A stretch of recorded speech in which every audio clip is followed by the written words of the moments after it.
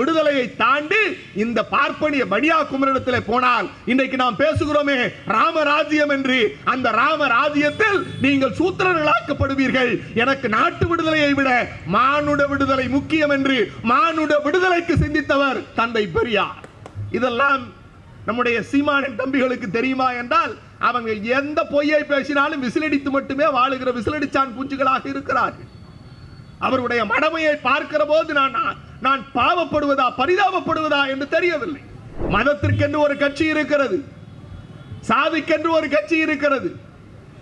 இன்னும் சொல்ல போனால் திரள் நிதி பெறுவதற்கு ஒரு கட்சி என்கிற பெயரில் ஒரு குழு கூட இருக்கிறது.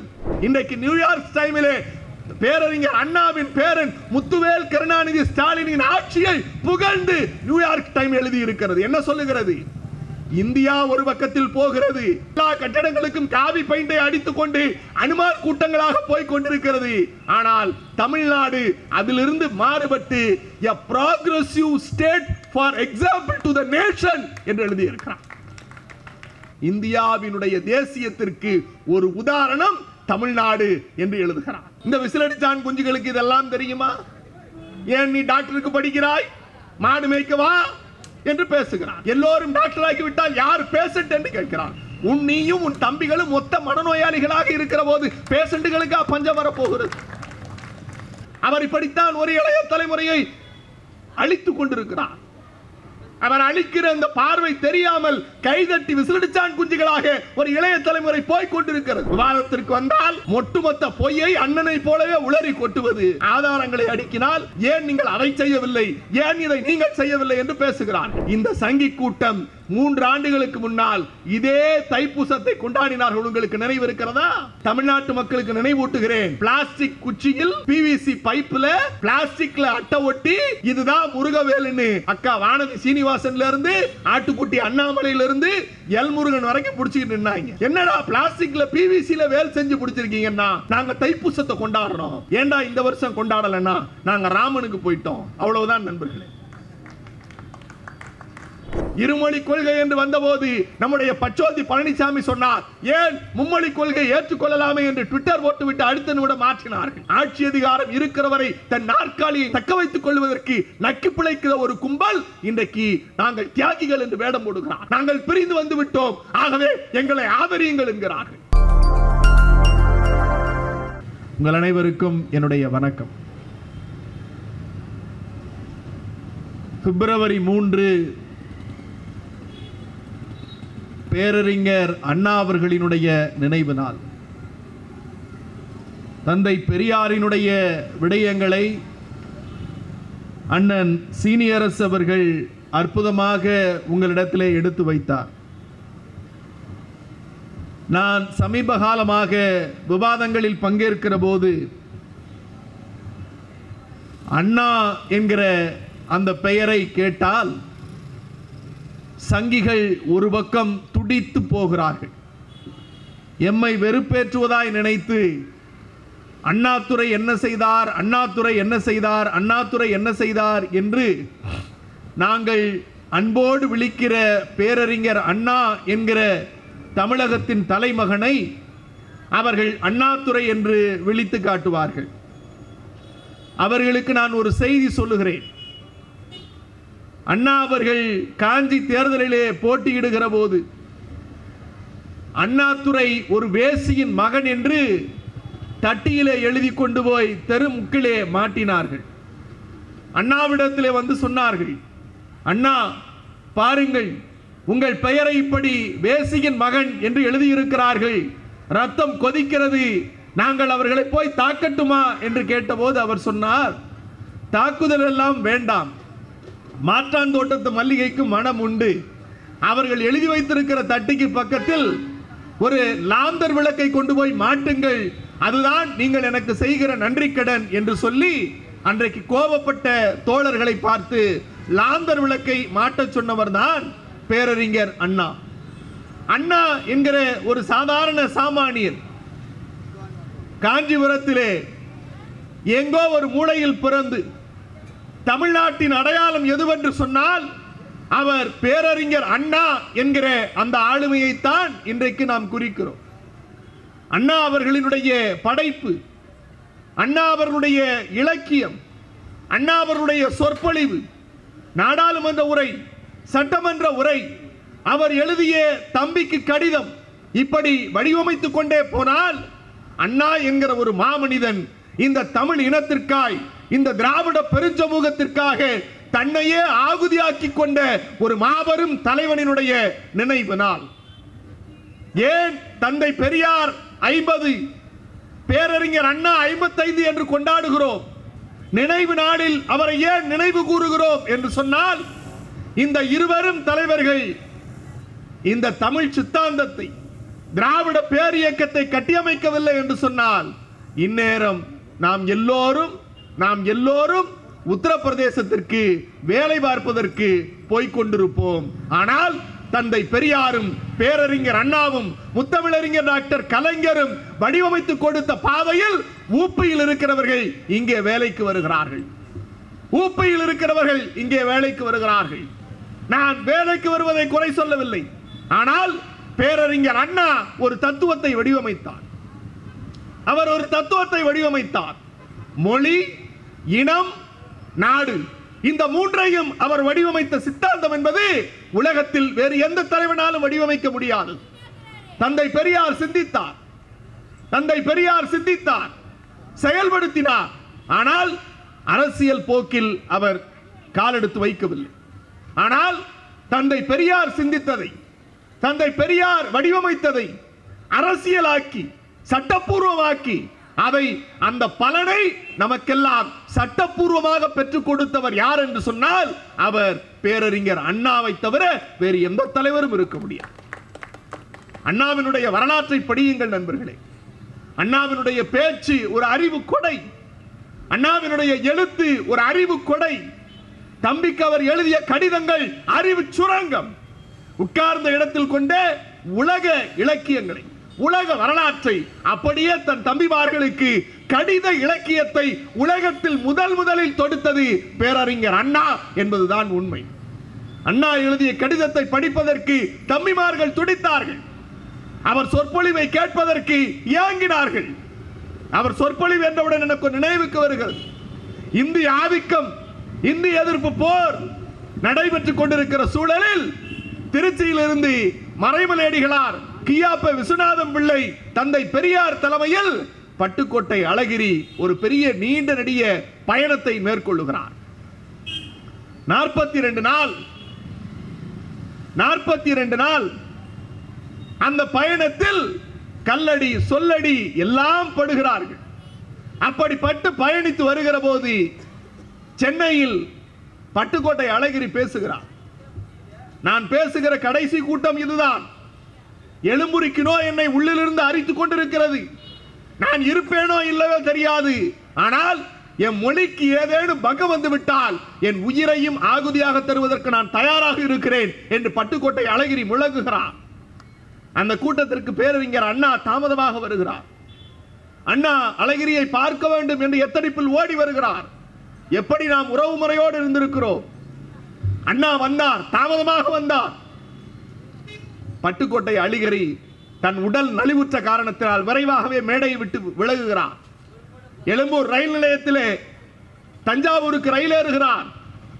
அண்ணா ஓடி வந்து அழகிரியை பார்க்க எத்தனிக்கிற போது அழகிரி இல்லை. அண்ணா பேசினார். அண்ணா இப்படித்தான் பேசினார். 42 நாட்கள் கால் வலிக்க, கை வலிக்க, இந்த உடல் பொருள் ஆவியெல்லாம் எங்கள் தாய்மொழியான தமிழுக்கு என்று சொல்லி என் தம்பி பட்டுக்கோட்டை அழகிரி நடந்து வந்தானே, அவன் கால்களை பார்க்க எத்தனித்து, அந்த நடந்து வந்த கால்கள் அல்ல, இந்த இனத்தையும் மொழியையும் பாதுகாக்க புறப்பட்டு வந்த போர் வாள்கள் அவனை எலும்புரிக்கு நோய் அரித்துக் கொண்டிருக்கிறது என்கிற செய்தியை மேடையில் இருக்கிறவர்கள் சொன்னபோது என் நெஞ்சத்தில் இடி விழுந்தது. நண்பர்களே, நான் கூட்டத்திற்கு வர வேண்டும் என்று எத்தனையோ பேர் பேசினீர்கள். நான் கூட்டத்திற்கு வருகிறேன். ஒன்றல்ல, இரண்டல்ல, 100 கூட்டங்கள்னாலும் வருகிறேன். ஆனால் நான் கூட்டத்திற்கு வர வேண்டும் என்றால் நீங்கள் செய்ய வேண்டியது ஒன்றுதான். பட்டுக்கோட்டை அழகிரிக்கு 100 ரூபாய் மணியாடர் அனுப்பிவிட்டு மணியாடர் ரசீதையும் உங்கள் அழைப்புதலையும் என் காஞ்சி இல்லத்துக்கு அனுப்பி வையுங்கள், நான் கூட்டத்திற்கு வருகிறேன். பட்டுக்கோட்டை அழகிரி இந்த மண்ணில் பாதுகாக்கப்பட வேண்டிய ஒரு சொத்து என்று அண்ணா பேசினார். அது ஒரு காலம், அது ஒரு காலம். தந்தை பெரியாரிடத்திலிருந்து பிரிகிறார். அண்ணா ராபின்சன் பூங்காவிலே பேசுகிற போது சொன்னார், அவர் பேச ஆரம்பிக்கிற போது இடி மின்னல் மலை அடைமழையாய் பொழிகிறது. அப்படி பொழிகிற போது கூட்டத்தில் இருந்த பல தலைவர்கள் பேச முடியவில்லை. ஆனால் அண்ணா நிறைவாய் பேசுகிறார். நான் பேசுகிறேன், அடைமழை பொழிகிறது. நான் பேசுவதற்கும் மழை பொழிவதற்கும் எப்படி எந்த தொடர்பும் காரணமும் இல்லையோ அப்படித்தான் தந்தை பெரியாரிடத்திலிருந்து நாங்கள் இயக்கம் கண்டதற்கு நான் காரணம் அல்ல. அவர் பேசுகிறார், நாங்கள் ஒரு அரசியலை நோக்கி பயணிக்கிறோம். தந்தை பெரியார் தான் எங்கள் தலைவர். நாங்கள் இந்த ராபின்சன் பூங்காவிலே நடப்போவது ஒரு ஒட்டு மாஞ்செடி. அந்த ஒட்டு மாஞ்செடி தான் திராவிட முன்னேற்ற கழகமும் திராவிடர் கழகமும். அப்படி நடப்போகிற அந்த ஒட்டு மாஞ்செடி வளரும், கிளை விடும், இலை விடும், பூக்கள், காய்கள், கனிகள் எல்லாம் வரும். 50 ஆண்டுகளுக்கு பிறகு அந்த மரத்தின் அடியில் இருந்து புசிப்பதற்கு நானோ இந்த மேடையில் இருப்பவர்களோ யாரும் இருக்க மாட்டோம். ஆனால் அங்கு நாங்கள் நட்டு வைத்திருக்கிற இந்த மரத்தின் அடியில் திராவிட சமூகம் தன்மானத்தோடு வாழும், தமிழன் தன்மானத்தோடு வாழுவான் என்று அண்ணா தொடங்கினார் இயக்கம். அப்படி அண்ணா தொடங்கிய போது, அரசியல் பேரியக்கமாக மாறுகிற போது அவர் எங்கே சாதித்தார்? நான் சொன்னேனே, மொழி, இனம், ஆட்சி உரிமை. மொழி என்று வருகிற போது அண்ணாவினுடைய நாடாளுமன்ற பேச்சை எல்லா தம்பிமார்களும் தெரிந்து வைத்திருக்க வேண்டும். மதத்திற்கென்று ஒரு கட்சி இருக்கிறது, சாதிக்கென்று ஒரு கட்சி இருக்கிறது. இன்னும் சொல்ல போனால் திரள் நிதி பெறுவதற்கு ஒரு கட்சி என்கிற பெயரில் ஒரு குழு கூட இருக்கிறது.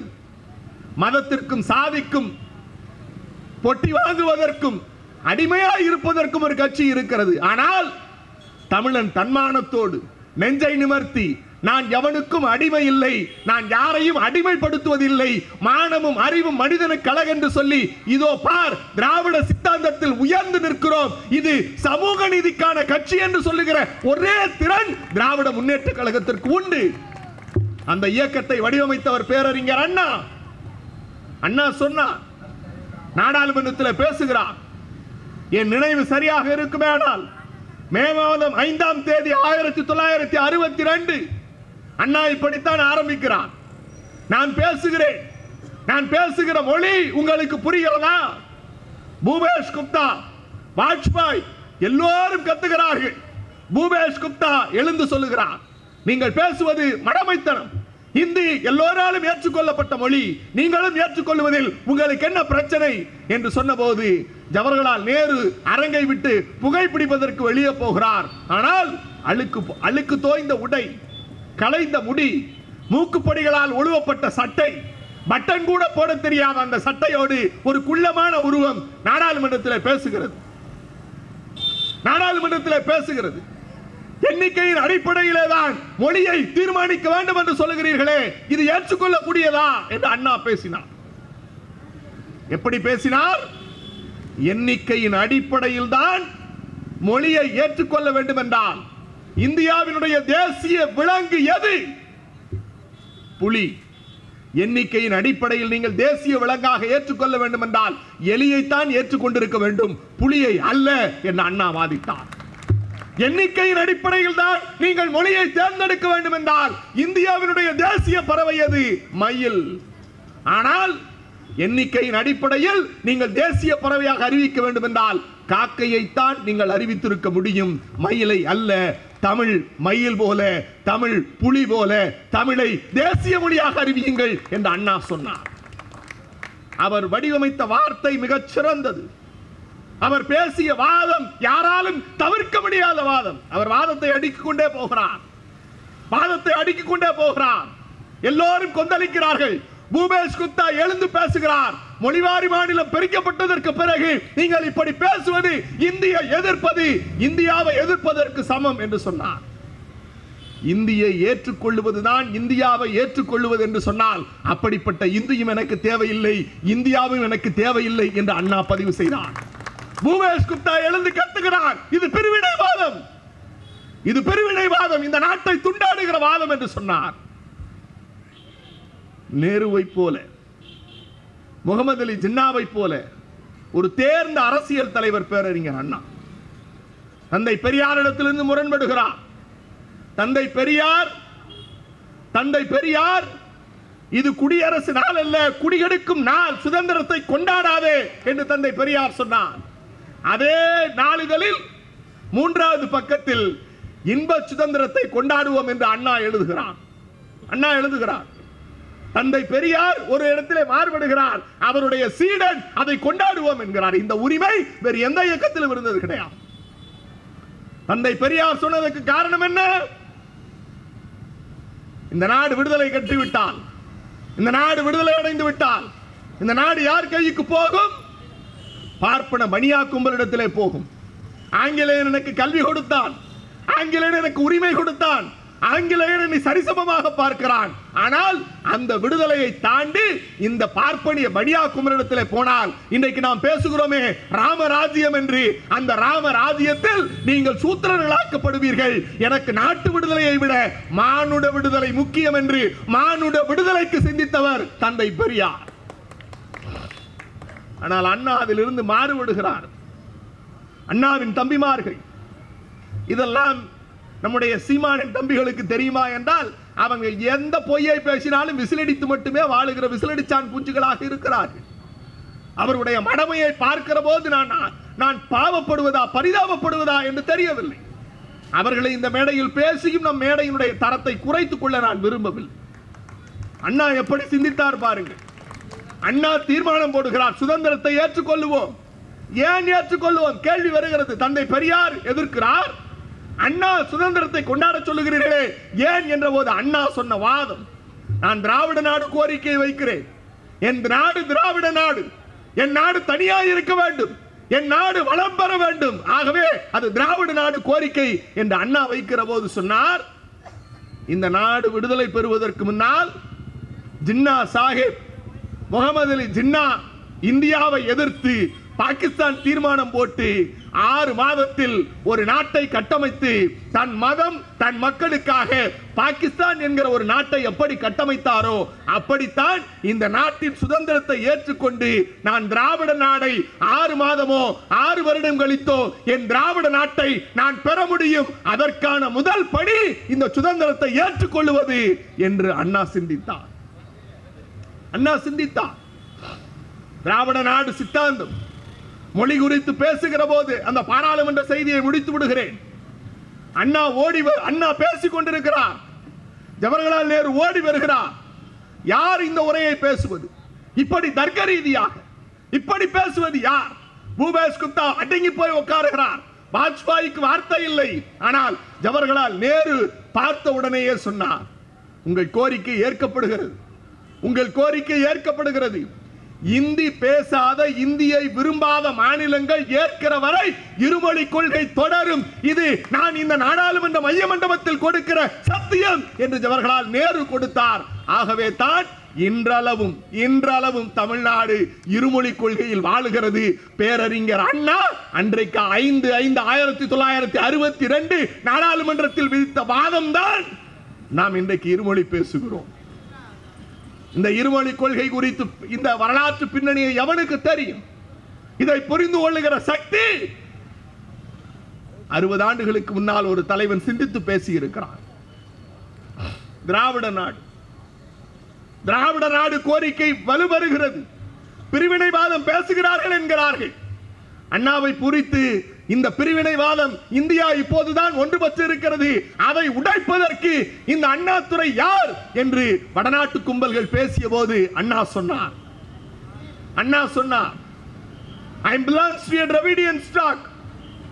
நான் திராவிட இனத்தை சார்ந்தவன். I proud to call myself a Dravidian. நான் திராவிட இனத்தை சார்ந்தவன், நான் பெருமை கொள்ளுகிறேன், நான் திராவிடன். ஏன் மற்றவர்களிலிருந்து வேறுபடுகிறேன்?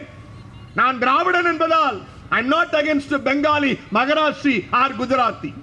நான் திராவிடன் என்பதால் ஒரு பெங்காலிக்கோ ஒரு மகாராஷ்டிரத்துக்கோ ஒரு குஜராத்காரனுக்கோ எதிரி அல்ல. ஆனால் அவர்களிடத்திலிருந்து நான் மொழியால், கலையால், கலாச்சாரத்தால், பண்பாட்டால் உயர்ந்தவன். ஆகவே நான் திராவிட நாடு கேட்கிறேன். என் நாட்டை எங்களுக்கு பிரித்து கொடுத்து விடுங்கள் என்று அன்றைக்கு பேசினார். காலம் மாறுகிறது. சர்வாதிகாரிகள் ஆட்சிவிடத்தில் உட்காருகிறார்கள். ஜனநாயகத்தின் குரவலை நசுக்கப்படுகிறது. கட்சி முக்கியமா, கொள்கை முக்கியமா என்கிற போது ஒரே ஒரு இடத்தில் எண்ணி துணிக கருமம் என்கிற புத்தகத்தை அண்ணா எழுதுகிறார். எழுதிவிட்டு பேசுகிறார், நான் திராவிட நாடு கோரிக்கையை கைவிடுகிறேன், நான் திராவிட நாடு கோரிக்கையை கைவிடுகிறேன். அன்றைக்கு அந்த கோரிக்கையை அவர் கைவிடவில்லை என்றால் திராவிட முன்னேற்ற கழகமோ இந்த திராவிட பெருஞ்சமூகம் கல்வி அறிவு பெற்று இந்த அளவு உயர்ந்திருக்காது. நண்பர்களே, அந்த இடத்தில் சொன்னார், நான் திராவிட நாடு கோரிக்கையை கைவிடுகிறேன், நான் திராவிட நாடு கோரிக்கையை கைவிடுகிறேன்.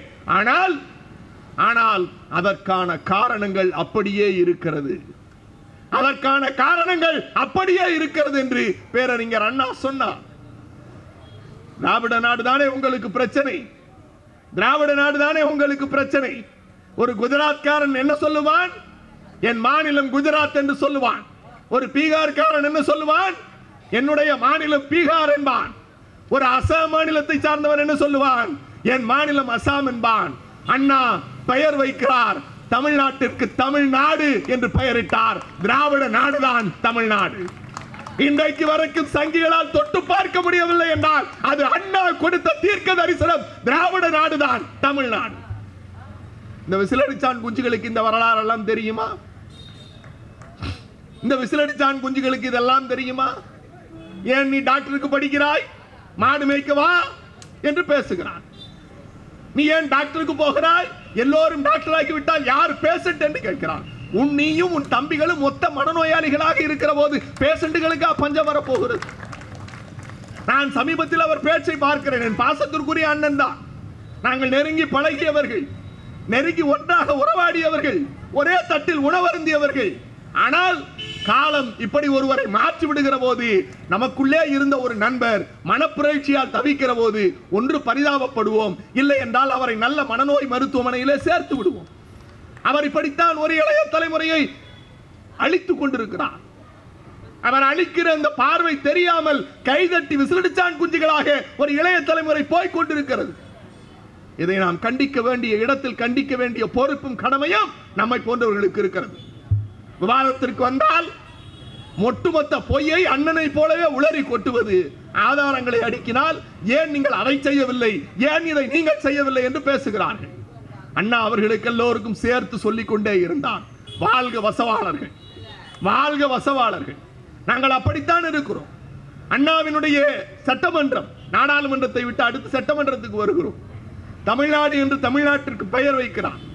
அந்த தீர்மானத்தை நிறைவேற்ற வேண்டும். அண்ணாவினுடைய உடல்நிலை ஒற்றுக்கொள்ளவில்லை. அண்ணாவினுடைய உடல் மரணத்தினுடைய நாட்களை எண்ணிக்கொண்டிருக்கிறது.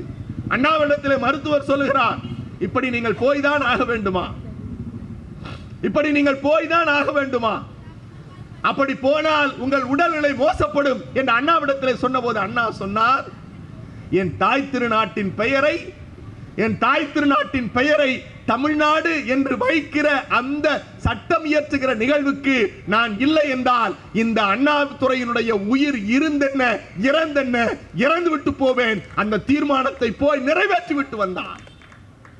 அந்த தீர்மானத்தை நிறைவேற்றி விட்டு அவர் பேசிய வார்த்தை மிக மிக முக்கியம், மிக மிக முக்கியம். அவர் பேசியது 1967. 2023 பொங்கல் அழைப்புதலில் இங்கே இருக்கிற RSS படமான ஆளுநர் மாளிகையிலிருந்து தமிழ்நாடு அல்ல தமிழக அரசுன்னு வந்துச்சு.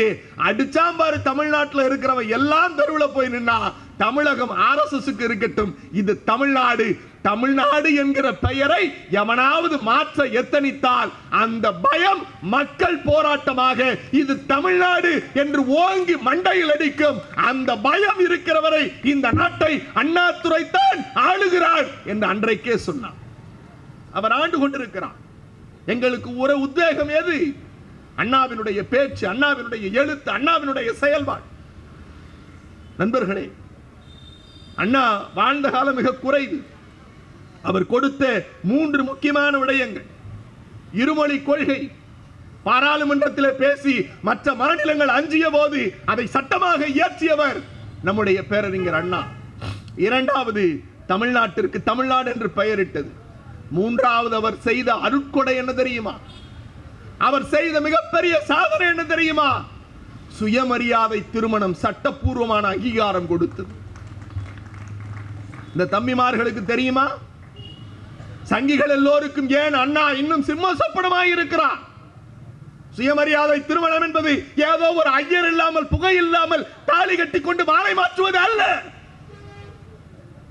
ஒரு பார்ப்பான் அக்னி குண்டத்திற்கு முன்னால் உட்கார்ந்து கொண்டு, நீ கட்டிக்க போகிற மனைவி பிரம்மனுக்கு பொண்டாட்டி, அவனுக்கு பொண்டாட்டி, இவனுக்கு பொண்டாட்டி, இவனுக்கு வைப்பாட்டி, எனக்கும் 10 முறை பொண்டாட்டியாக இருந்தவளை உனக்கு மனைவியாக்குகிறோம் என்று சொல்லி நம்மை வேசியின் மக்களாக மாற்றி வைத்திருந்த புராண சகதியிலிருந்து கைதூக்கிவிட்டு அந்த சகதிகளில் இருந்து நம்மை காப்பாற்றி மானமும் அறிவும் உள்ள மனிதன், நீ மனிதனாக இருந்து திருமணம் செய்து கொள்ளலாம், உனக்கு விரும்பியவளை, உனக்கு விரும்பியவனை, அந்த திருமணம் செல்லும் என்று நம்முடைய தலையிலிருந்து சூத்திர பட்டத்தை நீக்கியது பேரறிஞர் அண்ணா. அந்த தலைவனினை தான் 55வது நினைவு நாளில் நாம் நின்று கொண்டிருக்கிறோம். வரலாற்றின் பக்கங்களை அரை மணி நேரத்தில் சொல்லிவிட முடியாது நண்பர்களே. அண்ணா இல்லை என்று சொன்னால் தலைவர் கலைஞர் என்கிற மாபெரும் ஒரு தமிழ் கொடை நமக்கு கிடைத்திருக்கான். அண்ணாவை விழிக்கிற போது முத்தமிழறிஞர் டாக்டர் கலைஞர் சொன்னார்,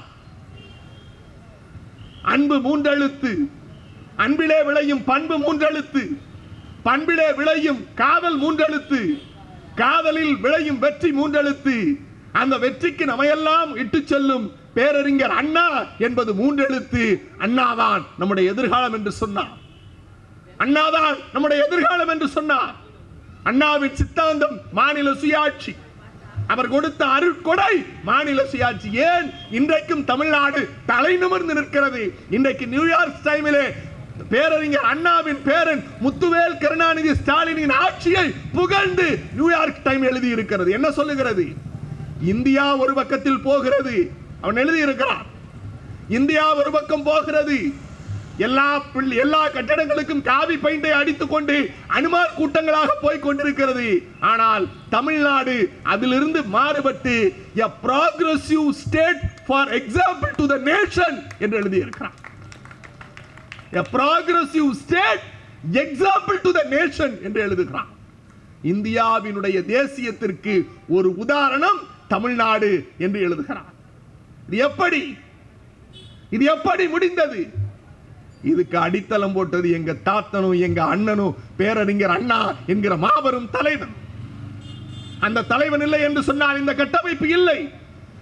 மாநில சுயாட்சி கிடைக்க வேண்டும் என்று போராடுகிறார். மாநில சுயாட்சியோட டிபேட்ல தயவு செஞ்சு போய் படிங்க. அவரை போல எளிமையாய் சொல்ல முடியாது. அவர் சொல்லுகிறார், அண்ணா பேசுகிறார், மாநில சுயாட்சி எது? என்னையா சும்மா மாநில சுயாட்சி மாநில சுயாட்சிங்கிற என்னத்தையா மாநில சுயாட்சி என்று டெல்லியில் இருந்து அங்கே பார்த்து விட்டு இங்கே வருகிற போது பத்திரிகையாளர்கள் கேட்கிறார்கள், என்ன பெரிய மாநில சுயாட்சினா என்னன்னு கேட்டபோது அவர் சொன்னார், மாநில சுயாட்சி என்று சொன்னால் கள்ளக்குறிச்சியிலே ஒரு சர்க்கரை ஆலை இருக்கிறது. அந்த கள்ளக்குறிச்சி சர்க்கரை ஆலைக்கு கரும்பை வெட்டுகிறவன் தமிழ்நாட்டை சார்ந்த தமிழன், அந்த கரும்பை கட்டுகிறவன் தமிழன், கரும்பை லாரியில் ஏற்றுகிறவன் தமிழன், லாரியை ஓட்டுகிறவன் தமிழன், அந்த லாரி அரவைக்கு போகிற போது அதை கொண்டு போய் சேர்க்கிறவன் தமிழன், அரவைக்கு கரும்பை எடுத்து கொட்டுகிறவன் தமிழன், அந்த சர்க்கரை கரும்பாலையில் இருந்து வருகிற பாகிலிருந்து சர்க்கரையை தயாரிக்கிறவன் தமிழன், சர்க்கரையை மூட்டையில் கட்டுகிறவன் தமிழன். ஆனால் கரும்பு விதைப்பதிலிருந்து சர்க்கரையை மூட்டை கட்டுகிற வரையும் தமிழன். ஆனால் அந்த தமிழ்நாட்டை சார்ந்தவர்களுக்கு அந்த சர்க்கரை ஆலையை விட்டு வெளியே வர வேண்டும் என்றால் மத்திய சர்க்கார் தான் உத்தரவிட வேண்டும் என்கிறார்கள். நான் மத்திய அரசை தொடர்பு கொண்டு பேசுகிறேன். கள்ளக்குறிச்சியிலிருந்து சர்க்கரை ஆலையிலிருந்து சர்க்கரை வெளியே வர வேண்டும் என்று பேசுகிறேன். அன்றைக்கு உணவுத்துறை அமைச்சர் பாபு ஜெகதீப் என்றார். அன்றைக்கு அவர் இல்லை. அவருக்கு பதிலாக இணையமைச்சர் ஷிண்டே இருந்தார். ஷிண்டேவிடத்தில் நாவலர் பேசுகிறார், நாங்கள் தமிழ்நாட்டிலிருந்து பேசுகிறோம், கள்ளக்குறிச்சி என்கிற ஒரு ஊர் இருக்கிறது, கள்ளக்குறிச்சி கள்ளக்குறிச்சி என்று சொன்னோம். ஆனால் ஷிண்டேவுக்கு கள்ளக்குறிச்சி என்கிற ஊரே தெரியாமல் இருக்கிறது. அறுவடை செய்தது, விதைத்தது, கட்டியது, உருவாக்கியது, விற்பனை செய்வது எல்லாம் தமிழன், தமிழ்நாட்டு உழைப்பாளி. ஆனால் அந்த சர்க்கரை இங்கே வர வேண்டும் என்றால் டெல்லி பட்டினத்திலிருந்து உத்தரவு வர வேண்டும் என்கிறார்கள். இதை ஏகாதிபத்தியம் என்கிறோம். என் மாநிலத்தில் விளைந்த சர்க்கரை, என் மாநிலத்தில் விளைந்த கரும்பை இந்த மாநிலத்தின் முதலமைச்சரான நான் சொன்னால் வெளியே வர வேண்டும். அதுதான் மாநில சுயாட்சி. அந்த சர்க்கரை எங்கள் சர்க்கரை என்று உறுதி முழக்கமிட்டார். அண்ணாவினுடைய சிந்தனை பாருங்கள். அண்ணா இதுவும் புரியாமல் இன்னொருவர் கேட்கிறார், இதை எப்படி அனுமதிக்க முடியும் என்று சொல்லுகிறார். உங்களுக்கு வழி புரியாது. அண்ணா சொன்னார், உங்களுக்கு வழி புரியாது. எப்படி வழி புரியாது? சைதாப்பேட்டையிலே ஒரு குடிசை பகுதி இருக்கிறது. அந்த குடிசை பகுதியிலே ஒரு தீ பற்றிக் கொள்ளுகிறது. அதுக்கு பக்கத்தில் இருக்கிற ஒரு மாளிகையிலிருந்து, மொட்டை மாடியிலிருந்து ஒரு செல்வந்தன் வந்து பார்க்கிறான். அந்த செல்வந்தன் பார்த்தால் என்ன சொல்லுவான்? அங்கே பார், சைதாப்பேட்டையில் ஏதோ ஒரு புகை வருகிறது என்று சொல்லுவான். ஆனால் அந்த பக்கத்தில் இருக்கிற குடிசைவாசி சொல்லுவான், ஐயோ குடிசை பற்றி எரிகிறது, அந்த குடிசைக்குள் உயிர் ஏதேனும் இருக்கிறதா, தண்ணீர் ஊற்றி அணைப்போம், நம் குடிசைக்கு வரக்கூடாது, உயிர்களை பாதுகாப்போம் என்று பதறுவான். மொட்டை மாடியில் இருக்கிற செல்வ சீமான் புகைகிறது என்று சொன்னானே, அந்த புகை வெறும் புகை அல்ல, உயிர்கள் எரிந்து கொண்டிருக்கிற நெருப்பு. அதை அணைப்பதற்கு செல்வந்தன் வரமாட்டான், பக்கத்து வீட்டு குடிசைக்காரன் தான் வருவான். செல்வந்தன் மத்திய அரசு போல, பக்கத்தில் இருக்கிற குடிசைக்காரன் மாநில அரசு போல, என் மக்களினுடைய தேவைகளை உணர்ந்து செயல்படுத்துகிற திறன் மாநில அரசுக்கு இருக்கிறது. ஆகவே 3 துறைகளான ராணுவம், நாணயம், மற்ற தொலைத்தொடர்பு, 3ஐயும் நீங்கள் வைத்துக் கொள்ளுங்கள். மற்ற ஏனைய துறைகளுக்கான அதிகாரம் எங்களுக்கு வழங்கப்பட வேண்டும் என்று அண்ணா பேசினார். அந்த மாநில சுயாட்சியின் உரிமைதான் முத்தமிழறிஞர் டாக்டர் கலைஞர் ராஜமன்னார் கமிட்டி அமைத்தார். ராஜமன்னார் கமிட்டிக்கு பிறகு இன்றளவும் தமிழ்நாட்டினுடைய உயிர் மூச்சு மாநில சுயாட்சி என்று இருக்கிறது என்று சொன்னால் அதற்கு வித்திட்டது பேரறிஞர் அண்ணா. இப்படி பேசிக்கொண்டே போகலாம் நண்பர்கள், இப்படி பேசிக்கொண்டே போகலாம். நீங்கள் அண்ணா சிந்தித்தது இருமொழி கொள்கை என்று வந்தபோது நம்முடைய பச்சோந்தி பழனிசாமி சொன்னார், ஏன் மும்மொழி கொள்கை ஏற்றுக்கொள்ளலாமே என்று ட்விட்டர் போட்டுவிட்டு அடுத்த நிமிடம் மாற்றினார்கள். எது மாநில சுயாட்சி என்றால் ஆட்சி அதிகாரம் இருக்கிறவரை தன் நாற்காலியை தக்க வைத்துக் கொள்வதற்கு நக்கி பிழைக்கிற ஒரு கும்பல் இன்றைக்கு நாங்கள் தியாகிகள் என்று வேடம் போடுகிறார்கள். நாங்கள் பிரிந்து வந்து விட்டோம், ஆகவே எங்களை ஆதரியுங்கள் என்கிறார்கள். மக்கள் நீங்கள் உணர்ந்து கொள்ளுங்கள், மக்கள் நீங்கள் உணர்ந்து கொள்ளுங்கள். ஏன் எங்கள் அமைச்சர்கள் குறிவைக்கப்படுகிறார்கள்? ஏன் நாங்கள் தொடர்ந்து தாக்கப்படுகிறோம்? ஏன் நாங்கள் தொடர்ந்து விரட்டப்படுகிறோம்? ஒரே ஒரு நொடி காவி கும்பலோடு கைகுலுக்க எத்தனை நிமிடம் ஆகும். ஆனால் அது எங்கள் தலைவர்களான தந்தை பெரியார், பேரறிஞர் அண்ணா, முத்தமிழறிஞர் கலைஞருக்கும் இந்த தமிழ் சமூகத்துக்கும் செய்கிற துரோகம். அதை ஒரு நாளும் அவர்களின் வழியில் ஆட்சி நடத்துகிற முத்துவேல் கருணாநிதி ஸ்டாலின் அவர்கள் எந்த நாளும் செய்ய மாட்டார். செய்வது மட்டுமல்ல, எவனெல்லாம் தமிழ் சமூகத்துக்கும் திராவிட சித்தாந்தத்துக்கும் எதிரியாய் இருக்கிறானோ அந்த வேரோடு மண்ணை, காவி கொடியை தமிழ் மண்ணில் திராவிட சமூகத்தில் அறுத்து எறிவதுதான் திராவிட மாடல் ஆட்சி. அந்த ஆட்சியை வழங்கிக் கொண்டிருக்கிற முதலமைச்சர் நாடாளுமன்ற தேர்தலை சந்திக்க இருக்கிறார். நான் கடவுள்கள் குறித்து அதிகம் பேசுவதில்லை, ஏனென்றால் நான் ஒரு அரசியல் கட்சியில் இருக்கிறவன். ஆனாலும் ஒரு செய்தியை சொல்லி முடிக்கிறேன். ராமனுக்கு விழா எடுத்தார்கள், அயோத்தியில கோயில் கட்டினார்கள். தமிழ்நாட்டில் இருக்கிற எல்லா சங்கி கூட்டமும் சொன்னது, வாசலிலே கோலம் போடுங்கள், விளக்கு ஏற்றுங்கள், கைதட்டுங்கள், ஹே ஜெய் ஸ்ரீராம் என்று சொல்லுங்கள் என்றெல்லாம் பேசினார்கள். ஆனால் அவர் 22ஆம் தேதி அவர்கள் நடத்தினார்கள். ஜனவரி 25 தமிழ் கடவுளான முப்பாட்டனுக்கு தைப்பூச விழா. நான் அப்போது திண்டுக்கல்லிலே இருக்கிறேன். என்னால் உள்ளே நுழைய கூட முடியவில்லை. பழனிக்கு 8 லட்சம் பேர் வந்தான்.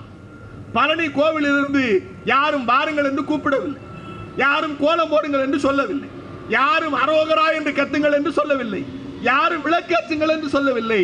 ஆனால் தமிழ் கடவுளான முருகனை ஏற்றுக்கொண்டு 8 லட்சம் பேர் போகும், 8 லட்சம் பேர் போனார். திருவண்ணாமலை தீபம் 16 லட்சம் பேர் போனார். எவனும் அழைக்கவில்லை. வா சிவனை வந்து வணங்கி விட்டு போ, தென்னாடுடைய சிவனே போற்றி, எந்நாட்டவருக்கு நிறைவா போற்றி, போற்றி போற்றி என்று யாரும் அழைக்கவில்லை. மக்களாய் போனார்கள், சிவனை வணங்கினார்கள், வந்தார்கள். ஏன் ராமனை புறக்கணித்தார்கள் தெரியுமா? ராமனுக்கு தமிழ்நாட்டில் கோவில் கிடையாது. ராமனுக்கு தமிழ்நாட்டில் கோவில் கிடையாது. ராமன் தமிழ்நாட்டில் கடவுள் கிடையாது. முருகன் இருக்கிறார், தமிழ் கடவுள். அண்ணாமலையார் இருக்கிறார், அவளை பார்ப்பதற்கு அழைக்காமலேயே விரதம் இருப்பார்கள், அழைக்காமலேயே போவார்கள், அழைக்காமலேயே பாத யாத்திரை போவார்கள். இந்த சங்கி கூட்டம் 3 ஆண்டுகளுக்கு முன்னால் இதே தைப்பூசத்தை கொண்டாடினார்கள். உங்களுக்கு நினைவு இருக்கிறதா? உங்களுக்கு நினைவு இருக்கிறதா? தமிழ்நாட்டு மக்களுக்கு நினைவூட்டுகிறேன். பிளாஸ்டிக் குச்சியில் பிவிசி பைப்புல பிளாஸ்டிக்ல அட்டை ஒட்டி இதுதான் முருகவேலுன்னு அக்கா வானதி சீனிவாசன்ல இருந்து ஆட்டுக்குட்டி அண்ணாமலையில இருந்து எல் முருகன் வரைக்கும் பிடிச்சிட்டு நின்னாங்க. என்னடா பிளாஸ்டிக்ல பிவிசில வேல் செஞ்சு பிடிச்சிருக்கீங்கன்னா நாங்க தைப்பூசத்தை கொண்டாடுறோம். ஏண்டா இந்த வருஷம் கொண்டாடலன்னா நாங்க ராமனுக்கு போயிட்டோம். அவ்வளவுதான் நண்பர்களே, அவ்வளவுதான். காளியாத்தா அவர்களுக்கு கடவுள் இல்லை, முருகப்பெருமான் அவர்களுக்கு கடவுள் இல்லை, நம்ம ஊர் கருப்பண்ணசாமி அவர்களுக்கு கடவுள் இல்லை. ஆனால் அவருடைய நோக்கம் என்பது தந்தை பெரியார் சொன்னாரே, இவர்களிடத்தில் ஆட்சி போனால் இந்த RSS கும்பல், பார்ப்பன பனியா கும்பல்கள் ஆட்சிப்பிடத்தில் உட்கார்ந்தால் நம்மை மீண்டும் சூத்திரர்களாக்குவார்கள் என்று ஹிந்து ராஷ்டிரா என்கிற நிலையை உருவாக்குவதற்கான நிலை இருக்கிறது. அதை எதிர்க்கிற சண்டமாரதம் செய்கிற நம்முடைய சீனி விடுதலை அரசு சொன்னாரே, ராவண படையினுடைய ராவணன் இன்றைக்கு திராவிட மாடலினுடைய ராவணன் நம்முடைய தலைவர் முத்துவேல் கருணாநிதி ஸ்டாலின் அவர்களுக்கு சிம்ம சொப்பனமாய் இருந்து கொண்டிருக்கிறார். எங்களை எத்தனை முறை அச்சுறுத்தினாலும், எவ்வளவு அச்சுறுத்தல்கள் வந்தாலும், எத்தனை இடி, எத்தனை சிபிஐ, எத்தனை ஐடி வந்தாலும் உயிர் திராவிடத்திற்கு, இனம் தமிழ் மானத்தை காப்பதற்கு. நன்றி, வணக்கம்.